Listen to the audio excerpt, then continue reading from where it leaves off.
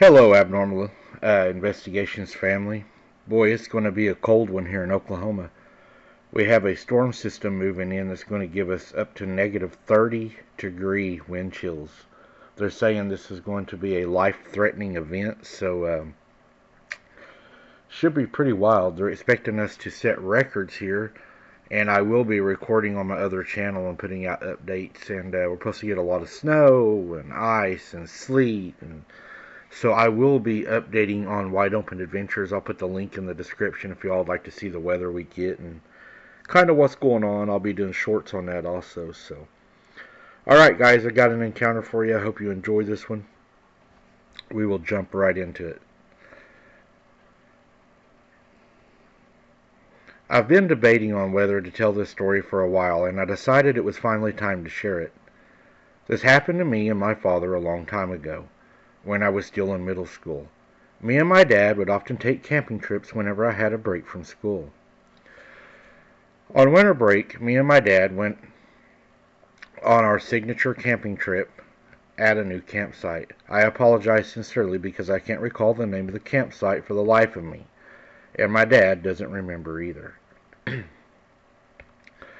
Weird things started happening the first day. While my dad was finishing setting up camp, I was roaming around near a small creek. Next to the creek, I could see these huge paw prints. They looked canine, but almost elongated, and I could very clearly see long claw marks at the end of the prints. It had just rained recently, so I was able to see the prints pretty clearly.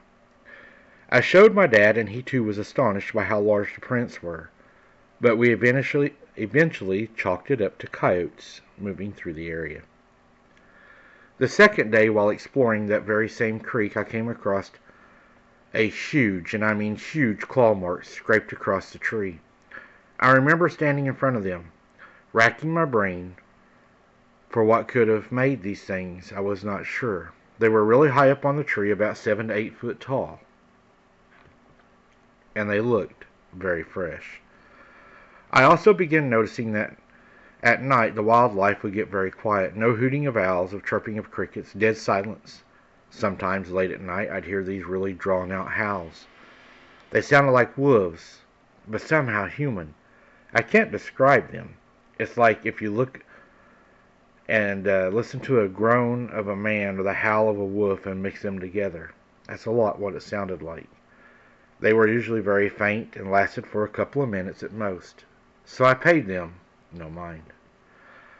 All of these events were overshadowed by the fun I was having. Me and my dad had a great time fishing, hiking, and just enjoying each other's company without being glued to the screens of a TV or a phone. But then came the fifth night. I recall the full moon and the stars in the sky above us.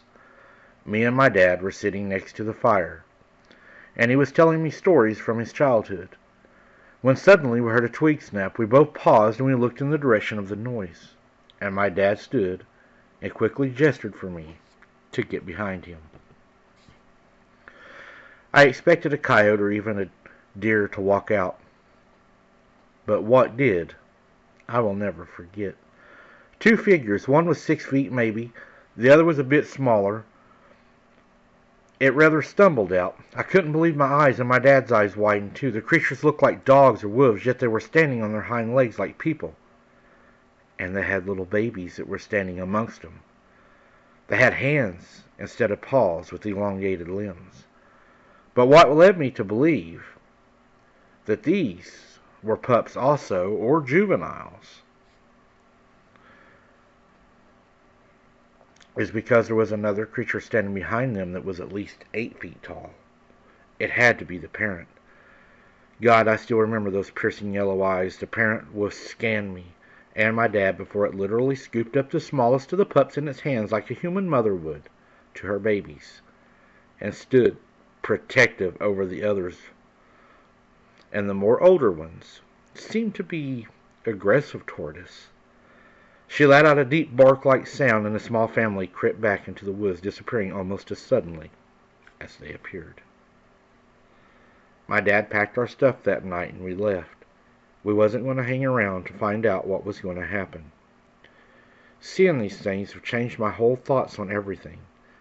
The way she carried him, the way she looked at him, the way she took care of her young was almost like a human would. But the aggressiveness they had toward us, it was already there. They already hated us, and you could see it and you could feel it. I'm so glad she let us pass. Yeah, I would say that she did give you all a free pass. Y'all are lucky she didn't decide probably to feed you to her children or to teach her children how to hunt you guys. I feel like y'all are very blessed that she just, went back into the woods and they just kind of slipped away. Y'all are lucky, very lucky. I would be counting my blessings because running on a pack like that with children, you're lucky that you wasn't something's dinner that night. Thank you for listening, guys. As always, keep your head on a swivel. Don't be something's dinner, and pray for everybody, guys, that's going to be impacted by these terrible storms and cold weather that's coming, because a lot of people aren't prepared. So we pray for them. Hunter, I love you, buddy. I miss you so much. You take care. You stay warm, and remember, Daddy loves you, misses you, and worries about you. And I'll see you soon, buddy. Thank you all for listening, and we'll see you on the next one.